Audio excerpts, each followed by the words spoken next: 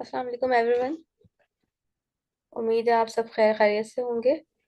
आज का सेशन का मकसद, हमारी क्लास का मकसद है आज का रिवीजन क्लास, जिसमें हम चैप्टर 6 में जो कुछ अब तक पढ़ चुके हैं वीक 4 में, उन तमाम टॉपिक्स का आज रिवीजन सर अब्दुल्ला हमें करवाएंगे। Welcome to our session sir Abdullah. You can start the class sir. Over to you. वालेकुम सलाम। Thank you. मैं स्क्रीन शेयर कर देता हूँ। Okay, screen visible. Yes sir, आपकी स्क्रीन विजिबल है। ओके। अस्सलाम वालेकुम एवरीवन। आज हम वीक 4 की रिवीजन करेंगे। जो टॉपिक्स हमने पिछले 4 दिन पढ़े तो उसका हम रिवीजन करेंगे, और वो इस तरह के समराइज वे में करेंगे। मतलब उसकी समरी देखेंगे, ओवरव्यू देखेंगे टॉपिक्स क्या आते हैं, और उसके मतलब ज़्यादा डिटेल में नहीं जाएंगे क्योंकि हम ऑलरेडी पढ़ चुके हैं। लेकिन हम समरी के तरीके से उसको रिवाइज करेंगे। तो टॉपिक्स जो थे हमारे पास वो मेनली थे कंप्यूटेशनल थिंकिंग और एल्गोरिथम्स थे हमारे।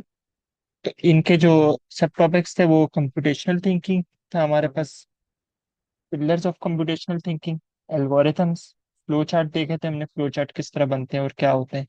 सूडो कोड देखा कि कोड को हम आसान लैंग्वेज में और अपने समझने के लिए सूडो कोड में किस तरह लिख सकते हैं। और हमने ट्राई रन देखा था कि मैनुअली कोड को या सूडो कोड को या फ्लो चार्ट को ड्राई रन किस तरह करते हैं और वैल्यूज किस तरह ट्रैक करते हैं। सबसे पहले हमारे पास कंप्यूटेशनल थिंकिंग है। कंप्यूटेशनल थिंकिंग का मतलब ये है कि हम इसको उन प्रोसेसेस से कोई प्रॉब्लम अगर हमारे पास है तो हम उसको उन मेथड या प्रोसेस से सोचते हैं जिस तरह नॉर्मल कंप्यूटर साइंस में सोचा जाता है। अब ये इससे क्या होता है कि जो कोई भी कॉम्प्लेक्स प्रॉब्लम है तो वो इजीली हम सॉल्व कर सकते हैं, उसको समझ सकते हैं और उसका हम सॉल्यूशन निकाल सकते हैं। अब सेम प्रोसेस क्यों कंप्यूटर साइंस में, क्योंकि हम ये किसी भी जनरल प्रॉब्लम के लिए भी कर सकते हैं, चाहे वो कंप्यूटर साइंस की नहीं हो, एवरीडे लाइफ की भी हो, हम ये उसके लिए भी कर सकते हैं। और चूंकि फिर किसी जनरल प्रॉब्लम के लिए भी हो सकती है, तो यही एग्जैक्ट चीज हम कंप्यूटर साइंस की प्रॉब्लम जो है हमारे पास कोडिंग की है या वैसी कंप्यूटर की कोई प्रॉब्लम है तो उस पर भी अप्लाई हो सकती है। अच्छा, अब ये यूज किस तरह होती है, मतलब इसके क्या स्टेप्स होते हैं, तो इसके चार हमारे पास मेजर कंपोनेंट्स होते हैं जिसे हम बोलते हैं पिलर्स। एक हमारे पास डिकम्पोजिशन है, दूसरा पैटर्न रिकग्निशन, तीसरा हमारे पास एब्स्ट्रक्शन है, और फिर चौथा हमारे पास एल्गोरिथम्स है। तो डिकम्पोजिशन हमारे पास ये है कि जो मेन प्रॉब्लम है उसको हम छोटी प्रॉब्लम्स में डिवाइड कर देते हैं ताकि वो एक एक करके सॉल्व करें, और जब उनका हमारे पास सोल्यूशन आ जाए, जब उन सबका आ जाएगा तो हमारे पास मेन प्रॉब्लम भी सॉल्व हो जाएगी। पैटर्न में हम सिमिलर पैटर्न या निकालते हैं प्रॉब्लम्स में, या एक ही प्रॉब्लम के अंदर जो सब प्रॉब्लम है सिमिलैरिटीज निकालते हैं। मतलब कोई ऐसी मिलती जुलती चीज हो जो हम पहले सॉल्व कर चुके हैं, ताकि वो जो पिछला सोल्यूशन है उसी के थ्रू हम इजीली इसका भी निकाल दें। और एब्स्ट्रैक्शन में होता है कि इररेलेवेंट इंफॉर्मेशन जो होती है या अननेसेसरी इंफॉर्मेशन, मतलब कि वो चीज़ जो हमें नहीं चाहिए, जिसकी ज़रूरत नहीं है सॉल्यूशन में, वो हम यूज़ नहीं करते या हम उसको व्यू भी नहीं करते, वो बेसिकली हाइड कर देते हैं, छुपा देते हैं। और एल्गोरिथम हमारे पास kind of step by step instruction होती है कि प्रॉब्लम सॉल्व किस तरह करनी है, या वो कोड है या सूडो कोड है जो भी है। तो स्टेप बाय स्टेप इंस्ट्रक्शन होती है कि स्टेप 1 ये, स्टेप 2 ये, स्टेप 3 है। तो अगर हम उसको सारे स्टेप्स फॉलो कर लें उस ऑर्डर में तो हमारे पास वो प्रॉब्लम सॉल्व हो जाती है। तो वे इन चार पिलर से बेसिकली कंप्यूटेशनल थिंकिंग है। कंप्यूटेशनल थिंकिंग ये प्रोसेस है, और जब ये हम कर लेते हैं तो हमारे पास कोई भी कॉम्प्लेक्स प्रॉब्लम का सॉल्यूशन आ जाता है। अब इसको एक एक करके देखते हैं कि ये क्या चीज़ है। तो हमारे पास पहले डिकम्पोजिशन है। इसका मतलब है कि कोई आपके पास बड़ी प्रॉब्लम है, उसको आप स्मॉलर सब प्रॉब्लम्स में डिवाइड कर दें। अब ला बड़ी प्रॉब्लम कौन सी है, जो हमारे पास ओरिजिनल प्रॉब्लम है, हम उसको कंसीडर करते हैं कि ये हमारे पास ओरिजिनल प्रॉब्लम है। स्मॉलर सब प्रॉब्लम्स में इसको किस डिवाइड करते हैं। सब प्रॉब्लम क्या है कि ये उसी ओरिजिनल प्रॉब्लम का पार्ट्स थे, कि इसको हमने पार्ट्स में डिवाइड कर दिया। लेट्स से अगर हमारे पास कोई प्रॉब्लम है,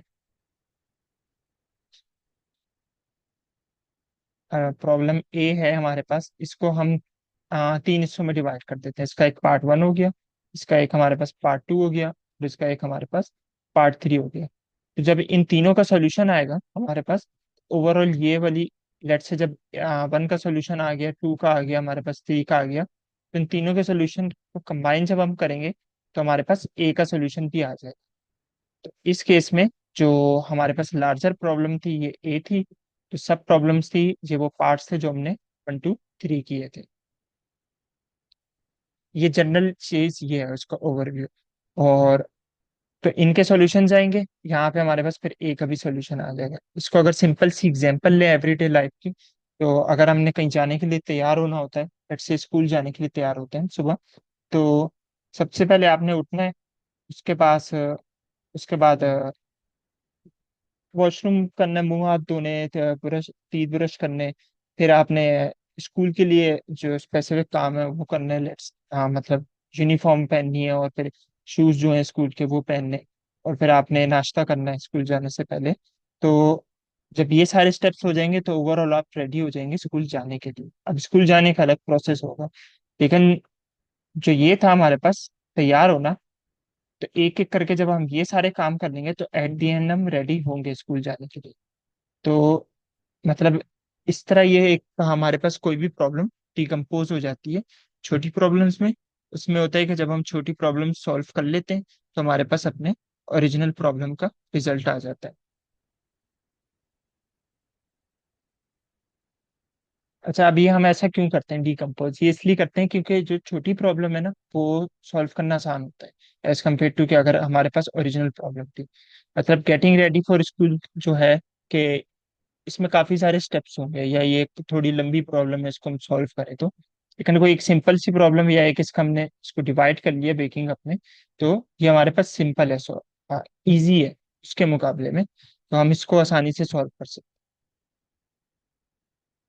अच्छा, एक चीज और है हमारे पास, दूसरा जो पिलर था पैटर्न रिकग्निशन।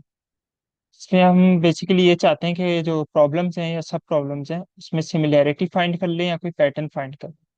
और पैटर्न से हमारा क्या मतलब है कि कोई एक चीज जो बार बार रिपीट हो रही हो, या सिमिलर चीज है जो पहले हम देख चुके हैं और फिर वैसी चीज दोबारा आ जाती है या थोड़ी सी डिफरेंट, तो उसमें जो सिमिलैरिटीज मिल जाती हैं उससे हम सिमिलर प्रॉब्लम सॉल्व कर सकते हैं, मतलब हम सेम प्रॉब्लम सॉल्व कर पाएंगे। जैस जिस दूसरी प्रॉब्लम में वो पैटर्न या सिमिलैरिटी आ रहा होगा हमारे पास। मतलब एग्जाम्पल लें हम, अगर किसी स्क्वायर का एरिया निकालते हैं, तो लेट्स से हमारे पास ये एक स्क्वायर है, इसका हमने एरिया निकालना है, तो स्क्वायर के एरिया का हमारे पास फॉर्मूला होता है कि हम उसकी जो लेंथ है उसको हम लेंथ से मल्टीप्लाई कर देते हैं, या लेंथ का स्क्वायर ले लें,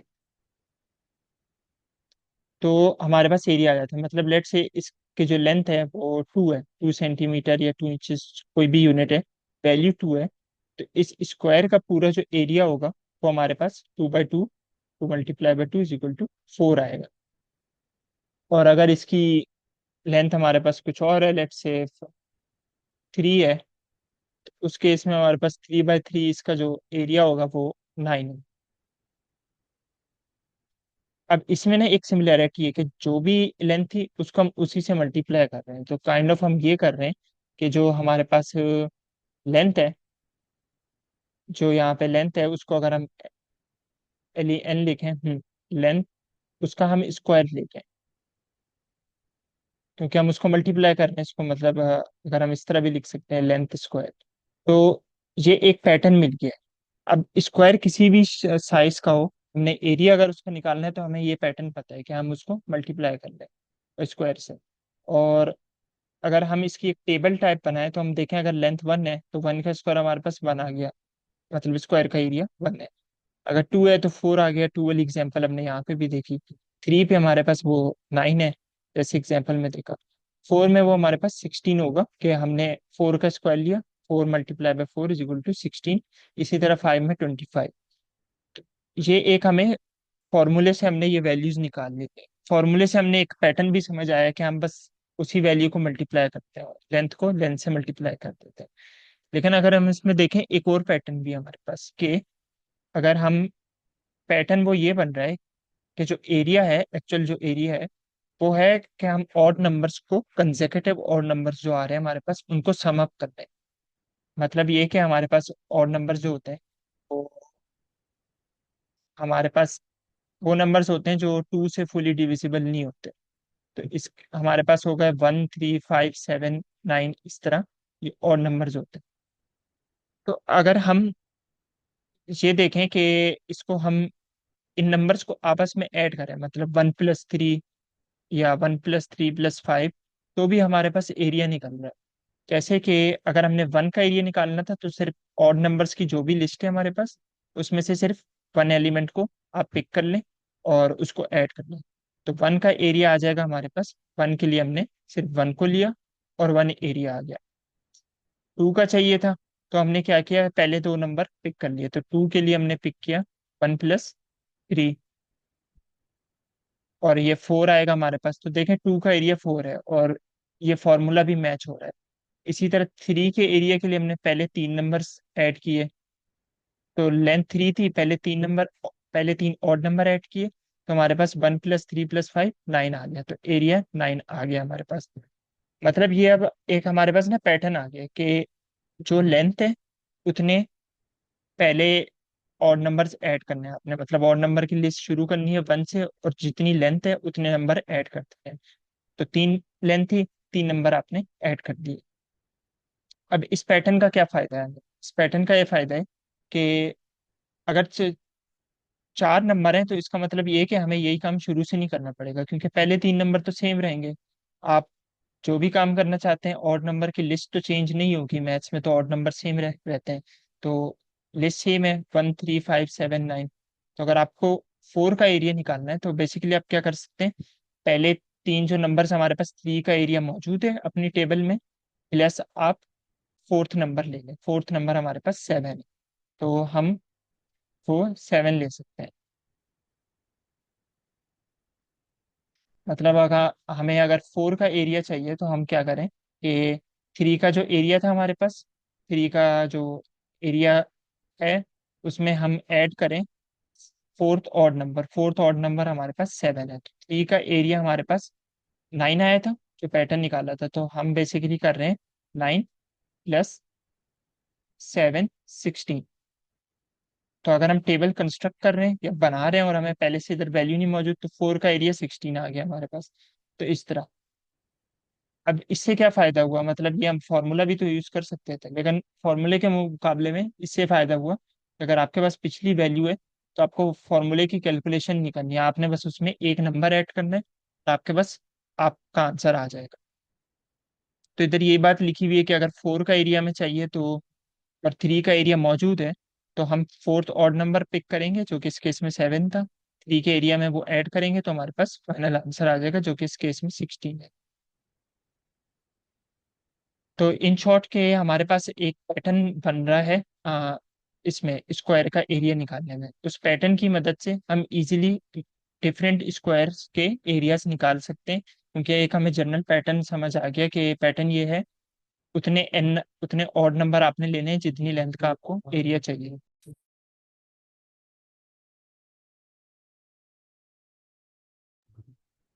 ठीक। तो पैटर्न रिकग्निशन से बेसिकली ये फायदा होता है कि आपके पास जो सब प्रॉब्लम्स हैं या कोई भी मेन प्रॉब्लम में भी उस जैसी कोई प्रॉब्लम आ जाती है तो आप वो इजीली सॉल्व कर सकते हैं। अच्छा, तीसरा कॉन्सेप्ट है हमारे पास एब्स्ट्रैक्शन।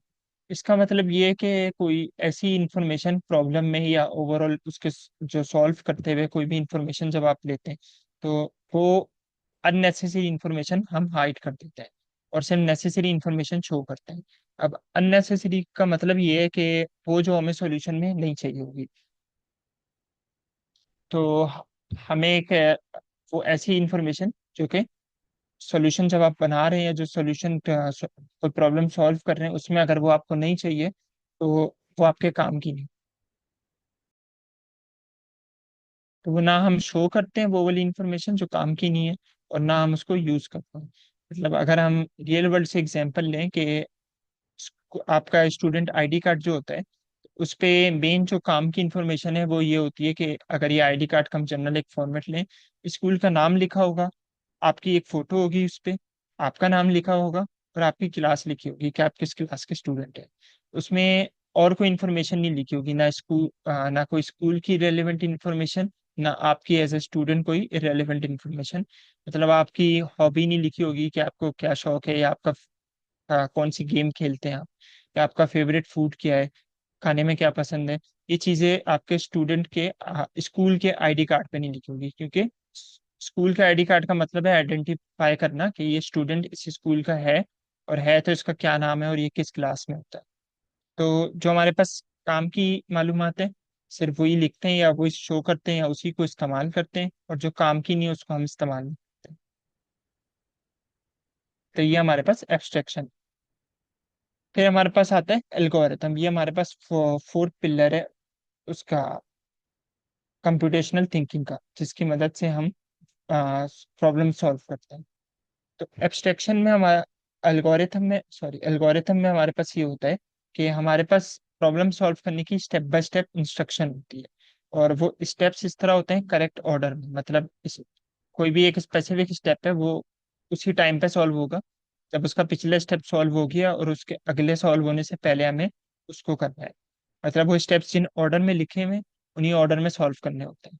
तो जिस तरह हमने अपनी ओरिजिनल प्रॉब्लम देखी थी डीकम्पोजिशन में, कि स्कूल के लिए तैयार होना था, तो हमने चार मेन बड़े स्टेप्स बना लिए थे कि सो के उठना है, टीथ ब्रश करनी है, मुंह धोना है, यूनिफॉर्म पहननी है और नाश्ता करना है।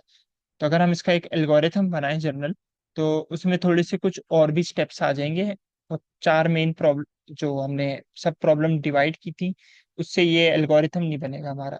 मतलब उसकी हेल्प से बन जाएगा, लेकिन एग्जैक्टली वो फोर स्टेप्स नहीं। हमारे पास कुछ जो एक्चुअल स्टेप होंगे वो इस तरह होंगे कि आपने उठना है, आपने मुंह धोना है, टीथ ब्रश करने, और फिर यूनिफॉर्म पहननी है, स्कूल के शूज पहनने हैं, और फिर आपने नाश्ता करना है और स्कूल का बैग लेना है, क्योंकि स्कूल जा रहे हैं तो बैग भी चाहिए। तो मतलब हम इसको फोटो में देखें तो ये हमारे पास इस तरह है कि सो के उठना है, वॉशरूम जाएंगे, मुंह धोएंगे, टीथ ब्रश करेंगे, यूनिफॉर्म पहनेंगे, जो स्कूल के शूज पहनेंगे, नाश्ता करेंगे, और फिर स्कूल का बैग लेंगे स्कूल जाने के लिए। तो ये अब हमारे पास जो ये एक एल्गोरिथम है। नोट करें एल्गोरिथम में जितने स्टेप्स हैं इस केस में सेवन है।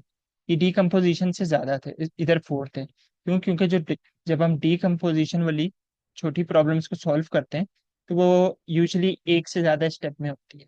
तो फोर प्रॉब्लम्स हमारे पास सेवन स्टेप्स में होती है। और ये हमारे पास इसको जब हम फॉलो कर लेंगे तो फाइनल रिजल्ट ये आएगा कि आप स्टूडेंट या बच्चा स्कूल जाने के लिए रेडी होगा। और इसमें एक और चीज नोट करने की है कि ये एक स्पेसिफिक इसी सीक्वेंस में सॉल्व होगा। मतलब ऐसा नहीं हो सकता कि आप उठे हैं नहीं, मतलब आप स्टेप वन आपने नहीं किया, आप सो रहे हैं और आप यूनिफॉर्म पहन चेंज करना है, कपड़े चेंज करके यूनिफॉर्म पहनना है। क्यों? अगर आप उठे ही नहीं है, सो रहे हैं, तो आप यूनिफॉर्म नहीं पहन सकते, आपको उसके लिए पहले उठना पड़ेगा। तो ये हमारे पास ओवरऑल चार स्टेप्स थे या चार पिलर्स थे कंप्यूटेशनल थिंकिंग के, कि हम अपनी बड़ी प्रॉब्लम को डिकम्पोज कर लेते हैं ताकि उसको इजीली सॉल्व कर सकें, पैटर्न्स निकालते हैं, कुछ सिमिलैरिटीज निकालते हैं जो स्मॉलर प्रॉब्लम्स हैं उनमें, और स्पेसिफिक प्रॉब्लम सॉल्व करने के लिए हम अननेसेसरी इंफॉर्मेशन हाइड कर लेते हैं, जिसको हम एब्स्ट्रैक्शन बोलते हैं। और फिर स्पेसिफिक प्रॉब्लम जो हम सॉल्व कर रहे हैं उसको स्टेप बाय स्टेप लिखते हैं उसके सॉल्यूशन को, कि ये स्पेसिफिक स्टेप्स हैं, इन ऑर्डर में ये फॉलो करने, तो प्रॉब्लम जाके हमारे पास सॉल्व हो जाएगी। इसको हम एल्गोरिथम बोलते हैं। तो जब ये हम चार काम कर लेते हैं तो ओवरऑल प्रॉब्लम्स हमारी सब प्रॉब्लम सॉल्व होना शुरू हो जाती है। और जब हम वो सॉल्व कर लेते हैं तो मेन जो प्रॉब्लम होती है हमारे पास, जो कि इनिशियली बिगर प्रॉब्लम थी और कॉम्प्लेक्स थी, वो भी हमारे पास सॉल्व हो जाती है एट द एंड। अच्छा, इसके बाद है हमारे पास फ्लो चार्ट्स। अब फ्लो चार्ट बेसिकली ये होता है कि हम एल्गोरिथम जो हमने लिखा है, जिस तरह ये एल्गोरिथम लिखा है टेक्स्ट फॉर्म में, इमेज हमने ये इलिस्ट्रेशन देखी इसके लिए कि उसको विजुलाइज करने के लिए, लेकिन एक्चुअल में एल्गोरिथम्स इस तरह इमेज से नहीं या इलिस्ट्रेशन से विजुलाइज नहीं होते। इनका एक स्टैंडर्ड तरीका होता है कि इनको हम विजुलाइज किस तरह करते हैं, मतलब देखते किस तरह। तो उसमें से एक तरीका है हमारे पास फ्लो चार्ट। तो फ्लो चार्ट क्या है? एक ग्राफ या चार्ट बनता है, और उसमें हम कुछ सिंबल्स यूज करते हैं और कुछ उसके अंदर इंफॉर्मेशन।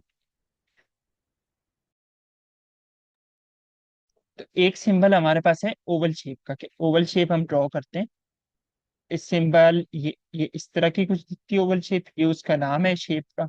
और ये क्या करता है, ये बेसिकली हमें चार्ट में रिप्रेजेंट क्या करता है, ये हमें शो करता है कि यहाँ से प्रोसेस, मतलब क्या हमारा एल्गोरिथम या प्रोग्राम स्टार्ट हो रहा है या एंड हो रहा है। तो बेसिकली इसको देख के पता चलता है कि हमारा प्रोग्राम या तो स्टार्टिंग पॉइंट पे या तो खत्म हो रहा है यहाँ पे। फिर हमारे पास एक और शेप है रेक्टेंगल। रेक्टेंगल हमें ये बताता है कि हमारे प्रोग्राम में, कोड में या सॉल्यूशन में कोई प्रोसेस चल रहा है या कोई, ये जो रेक्टेंगल है मतलब ये कोई प्रोसेस दिखाता है, प्रोसेस हो रहा है या कोई ऑपरेशन हो रहा है। और हमारे पास एरो है, ये एरो बेसिकली हमें स्टेप्स को कनेक्ट करता है कि या प्रोसेस हो सकते हैं, स्टार्ट और एंड का फंक्शन हो सकता है, उनके दरमियान हम एरो ड्रॉ करते हैं कि ये बेसिकली हमें सीक्वेंस बताता है कि ये स्पेसिफिक सीक्वेंस होगा, जब ये काम हो जाएगा तो ये काम होगा। मतलब क्योंकि एल्गोरिथम में हमने देखा था एक स्पेसिफिक ऑर्डर आपको फॉलो करना होता है, तो वो एरो हमें बताता है कि नेक्स्ट क्या है। यहाँ पे तो हमने नंबर में लिख दिया था 1 2 3 4 5 6, पर हम जब फ्लो चार्ट बनाते हैं तो हम एरोस का यूज करते हैं। फिर एक और शेप है हमारे पास डायमंड।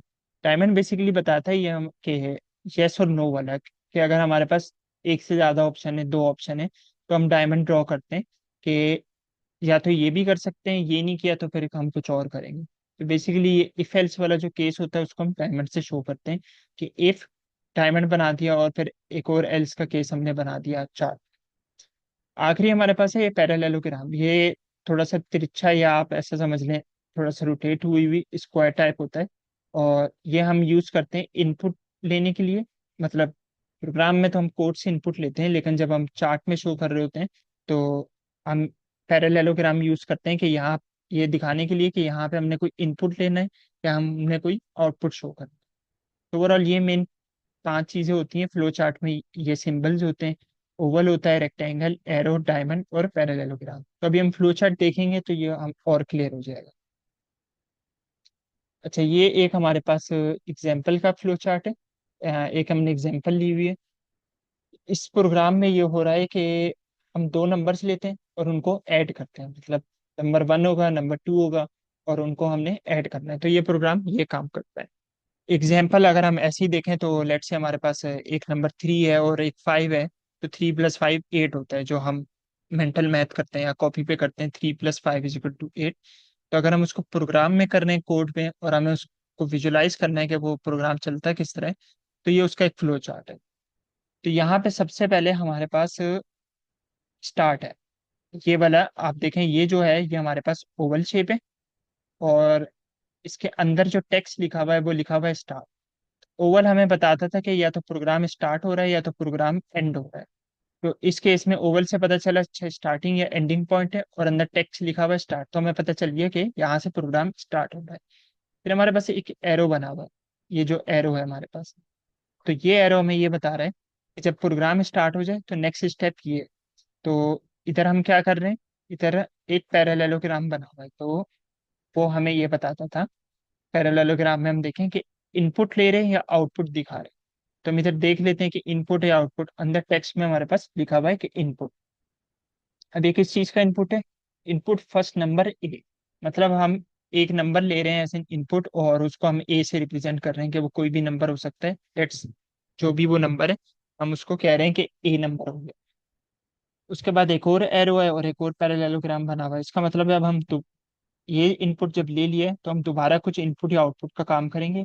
टेक्स्ट में अंदर लिखा हुआ है कि इनपुट लेना है हमें, तो हम एक और इनपुट लेंगे जो कि है सेकंड नंबर, हमारा दूसरा नंबर जो हमें चाहिए, और वो हमारे नंबर होगा, हमने बी के नाम से रख लिया अपने। तो अब दो नंबर आ गए हमारे पास। तो उसके बाद हमारे पास जब दो नंबर आ गए तो बेसिकली यहाँ पे क्या हुआ, प्रोग्राम स्टार्ट हुआ। उसके बाद हमने एक नंबर लिया, लेट से हम 3 ले लेते, और उसके बाद एक और नंबर लिया हमने, लेट से हमने 5 ले लिया। अब यहाँ पे एक एरो के बाद ना रेक्टेंगल बना हुआ है। रेक्टेंगल ये बता रहा था हमें कि यहाँ पे कोई प्रोसेस हो रहा है, इधर रेक्टेंगल में प्रोसेस या ऑपरेशन का स्टेप हो रहा है। तो अब क्या प्रोसेस हो रहा है, सम = a + b, मतलब यहाँ पे कोई कैलकुलेशन हो रही है। इन दो नंबर्स को, इसको और इसको ऐड कर रहे हैं, तो जो हमारे पास सम आएगा वो क्या हो रहा है कि 3 और 5 को हम ऐड कर रहे हैं, और उसको हम याद कर रहे हैं कि ये सम है हमारे पास। तो सम 8 हो गया। तो सबसे पहले प्रोग्राम स्टार्ट हुआ, एरो से पता चला नेक्स्ट स्टेप हमने पहला एक नंबर लेना था, फिर एरो से पता चला दूसरा नंबर लेना था, फिर पता चला तीसरा नंबर लेना है। और ये एक प्रोसेस है। अब कोई काम का मतलब, काम से मतलब कोई ऑपरेशन परफॉर्म हो रहा है, इस केस में दो नंबर ऐड करने हैं। दो नंबर ऐड किया, हमारे पास सम आ गया। फिर एक एरो बना हुआ है और वो हमें बता रहा है पैरेललोग्राम, मतलब अब दोबारा कोई इनपुट या आउटपुट का काम होगा। यहाँ पे डिस्प्ले लिखा है, इसका मतलब ये आउटपुट का काम है, यूजर को कोई इन्फॉर्मेशन शो कर, और हम सम शो कर रहे हैं, तो बेसिकली हम स्क्रीन पे उसको 8 शो करेंगे। उसके बाद एक एरो ओवल शेप है और अंदर एन लिखा हुआ है, इसका मतलब प्रोग्राम यहाँ पे खत्म हो रहा है। तो अगर हम इसको देखें या समझें तो बेसिकली यहाँ पे क्या काम हो रहे थे इन जनरल या ओवरव्यू के। हमने प्रोग्राम स्टार्ट हुआ, उसके बाद दो नंबर्स लिए इनपुट में, उसका सम कैलकुलेट किया, और वो आखिर में जो भी सम आया था वो हमने शो कर दिया यूजर को, मतलब हमने डिस्प्ले कर दिया। अब यहाँ पे हमारे पास ना कोई कोड नहीं है, लेकिन ये फ्लो चार्ट या ये जो छोटा सा ग्राफ बना हुआ है, चार्ट बना हुआ है, इसको देख के हमें समझ आ रही है कि ये कहाँ एक्चुअल प्रोग्राम में ये किस तरह काम होगा, पहला स्टेप क्या होगा, दूसरा स्टेप क्या होगा, तीसरा स्टेप क्या होगा, और वो हमने करना क्या है उस स्टेप में, जो कि इस शेप के अंदर जो टेक्स्ट लिखा हुआ है कि इनपुट सेकंड नंबर बी, इस तरह। मतलब फ्लो चार्ट से आपको ओवरऑल प्रोग्राम का समझ आ जाता है कि ये प्रोग्राम क्या कर रहा है और क्या स्टेप बाय स्टेप काम हो रहा है। और चूंकि स्टेप बाय स्टेप हो रहा है जो कि एरोस से हमें पता है, तो इसका मतलब ये भी पता है हमें एल्गोरिथम यहाँ पे मिल जाता है एक तरीके से। कि एल्गोरिथम ये है कि प्रोग्राम स्टार्ट होगा, आपने दो इनपुट लेने एक एक करके, फिर आपने उनका सम कैलकुलेट करना है, फिर आपने वो शो करना है, और फिर प्रोग्राम एंड हो जाएगा। तो ये आपके पास स्टेप बाय स्टेप ऑर्डर भी आ गया काम का। तो इससे एल्गोरिथम भी बन गया आपके पास।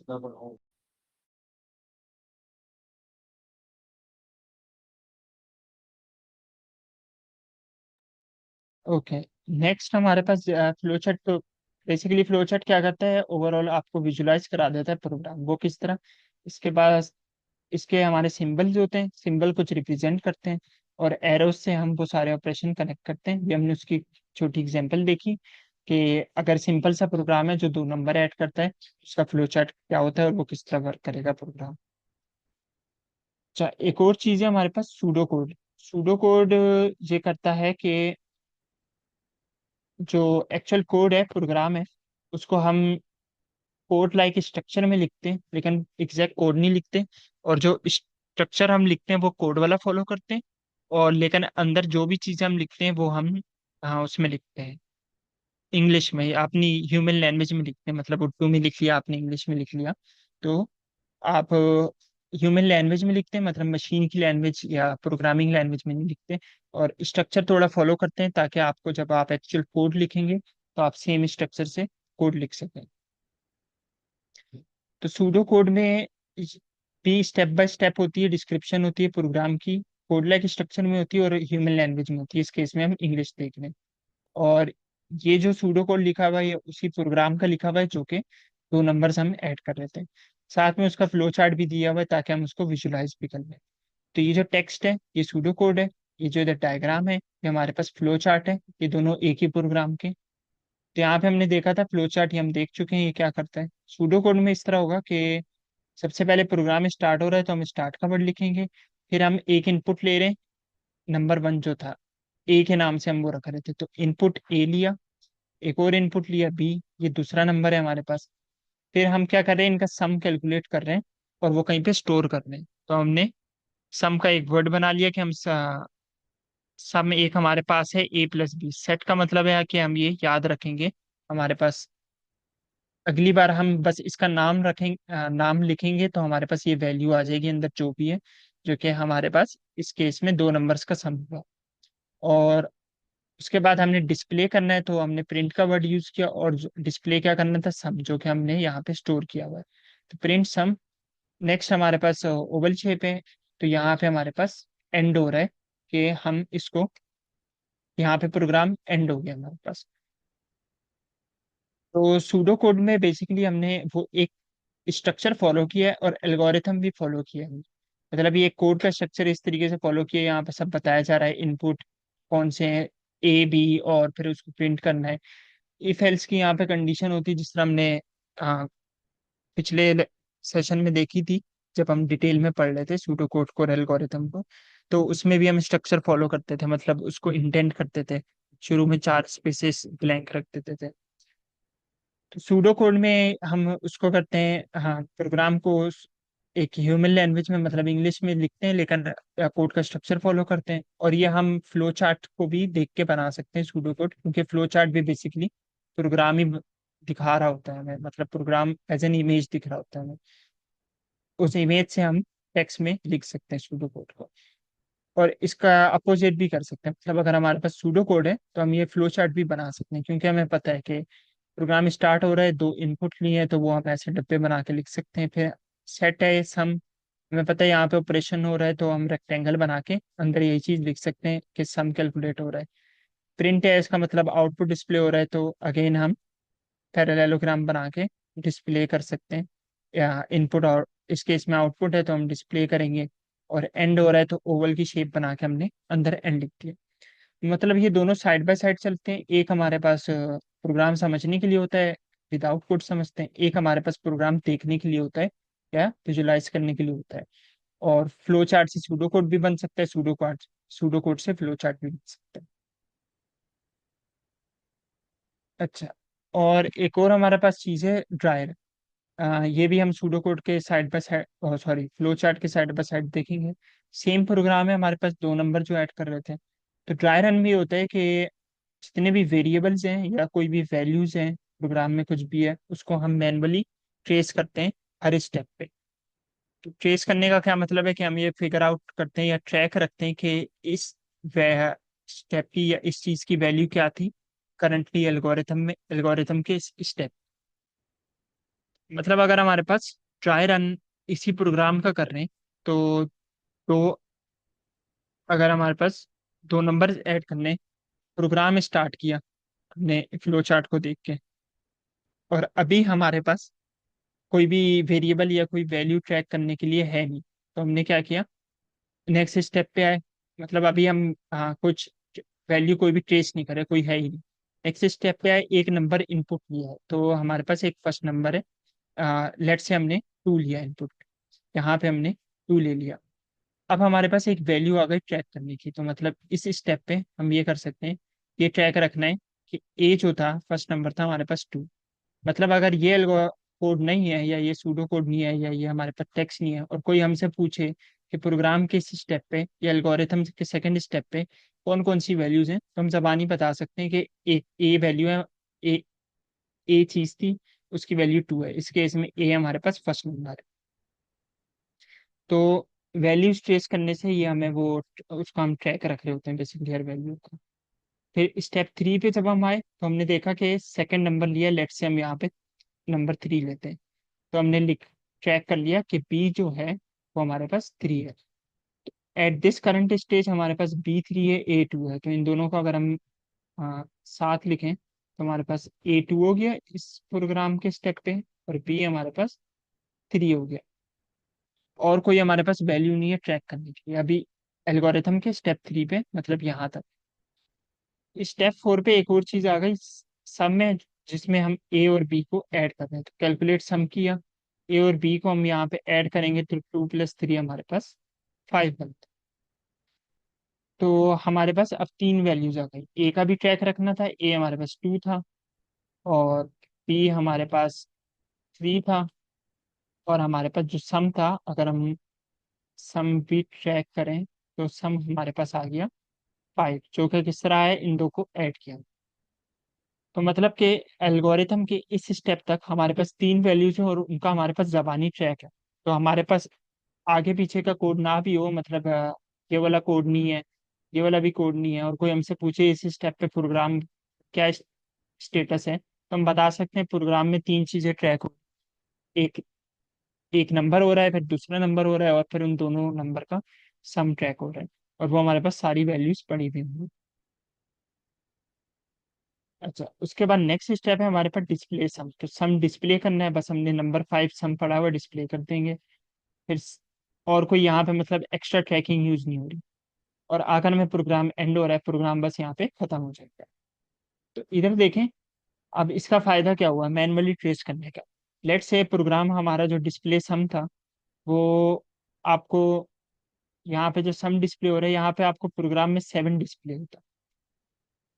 आप मैन्युअली डिटेक्ट कर सकते हैं, मतलब अगर आप देखना चाह रहे हैं कि, या समझना चाह रहे हैं कि प्रोग्राम में मसला क्या हुआ है कि 7 क्यों आ रहा है हमारे पास, हालांकि सम 5 था, या आप ये देखना चाह रहे हैं जो आंसर आया है वो सही है कि नहीं है, तो आप मैं उसको उस फौरन से उसके पिछले स्टेप पे जाके, जो कि पिछला स्टेप हमारे पास है जहाँ पे हमने सम कैलकुलेट किया, तो हमारे पास यहाँ पे 7 आ रहा है। अब ये हमें पता है ये जो 7 है ये गलत है, राइट, क्योंकि 2 + 3 5 होता है।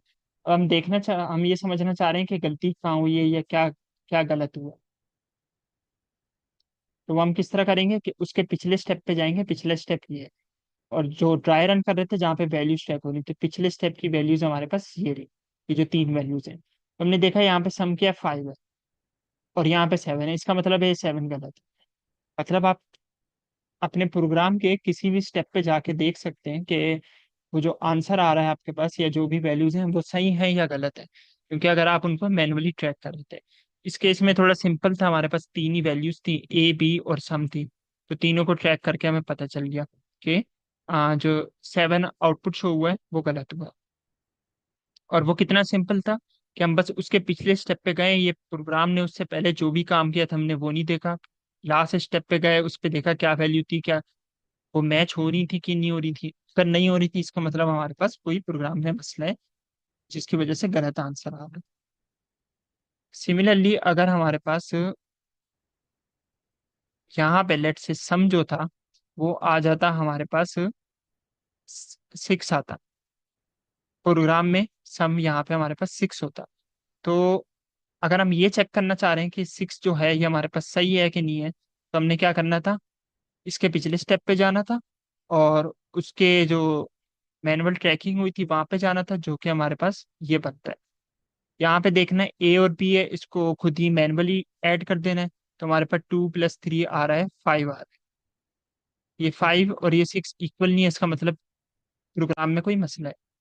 तो मतलब मैनुअल ट्रेसिंग से या ड्राई रन से आप प्रोग्राम के मसले फिगर आउट कर सकते हैं कि प्रोग्राम में कहाँ पे गलती हुई है, क्योंकि यहाँ तक तो सब ठीक था, 2 भी सही था, 2 मैच कर रहा है, 3 जो है 3 मैच कर रहा है। आपको फौरन से पता चल गया कि प्रोग्राम के इस स्टेप पे मसला हुआ है, को पूरा प्रोग्राम नहीं देखना था।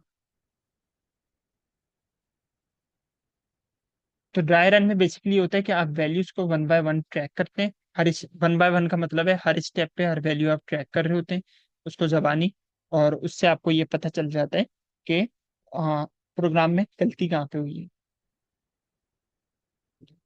ठीक, तो हम इसका ओवरव्यू कर लेते हैं कि आज हमने क्या क्या कवर किया है। तो 6 टॉपिक किए हैं कंप्यूटेशनल थिंकिंग। कंप्यूटेशनल थिंकिंग का सब टॉपिक है कि पिलर्स ऑफ कंप्यूटेशनल थिंकिंग, वो उससे बनती किस तरह है और उसमें क्या होता है, क्या फायदा होता है। फिर एल्गोरिथम्स देखा, फ्लो चार्ट देखा, फ्लो चार्ट बेसिकली एल्गोरिथम को विजुलाइज करने का तरीका है। सूडो कोड देखा कि एल्गोरिथम को हम एक्चुअल कोड नहीं बल्कि सूडो कोड में किस तरह लिख सकते हैं।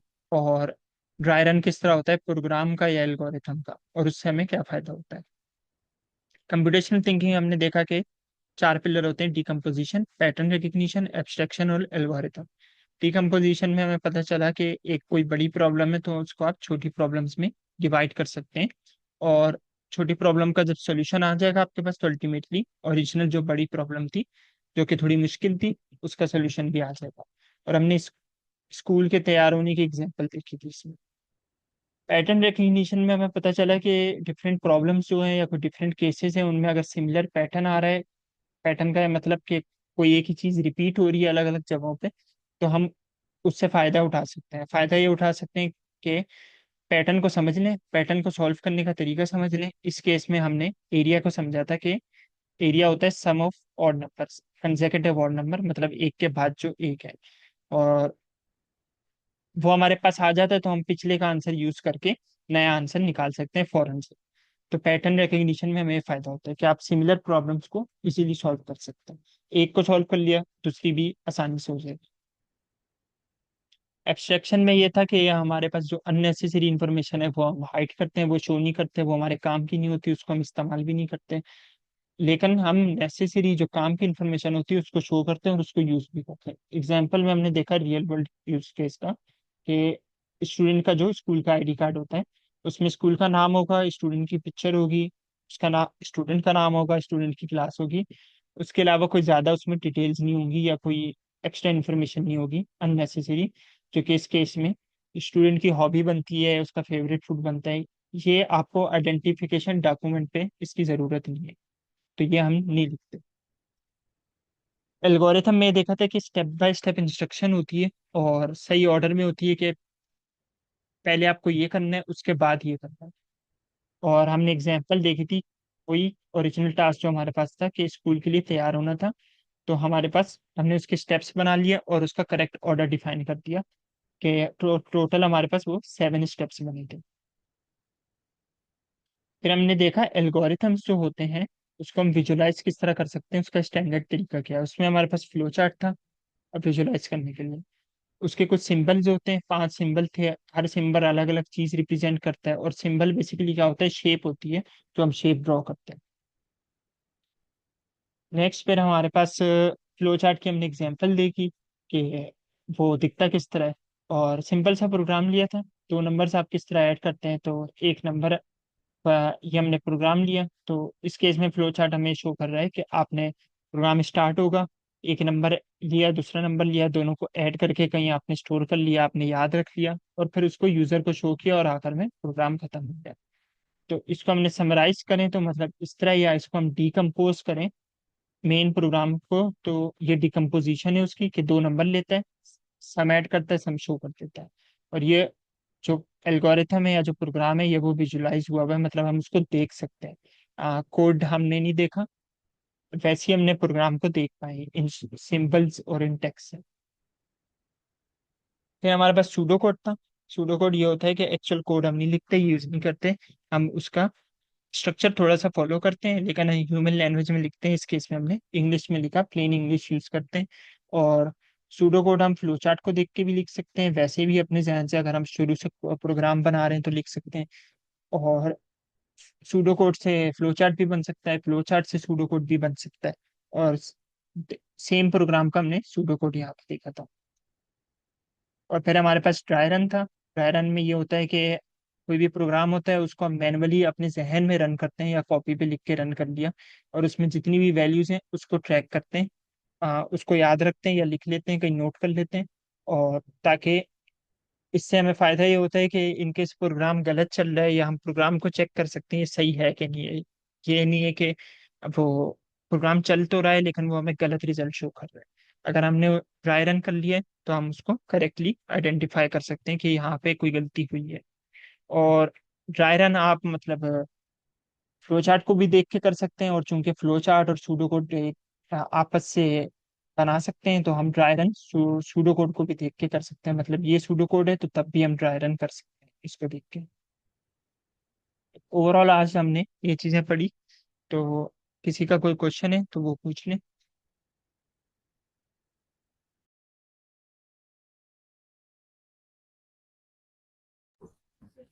जी अक्सा, अगर आपका कोई क्वेश्चन है तो आप पूछ सकती हैं। ओके, तो अब सब क्लियर है सब कुछ। तो आज का सेशन हम यहीं पे एंड करते हैं। Thank you so much sir Abdullah, आपने अपना कीमती वक्त हमें दिया। और इसी के साथ साथ अक्सा के साथ एक छोटी सी बात करनी है कि अक्सा, आप अपनी तमाम फ्रेंड्स को और जो भी आपके क्लास फेलो उनको बताइएगा कि आज क्लास 6 का रिवीजन हुआ था और ये रिकॉर्डिंग आपको इंशाल्लाह शीट में प्रोवाइड हो जाएगी। तो आज का ओके सेशन, मैम। जी ठीक है बेटा। Thank you so much sir. Welcome, thank you thank ma'am. You for. Thank you sir. अल्लाह हाफिज टू ऑल ऑफ यू। अल्लाह हाफिज।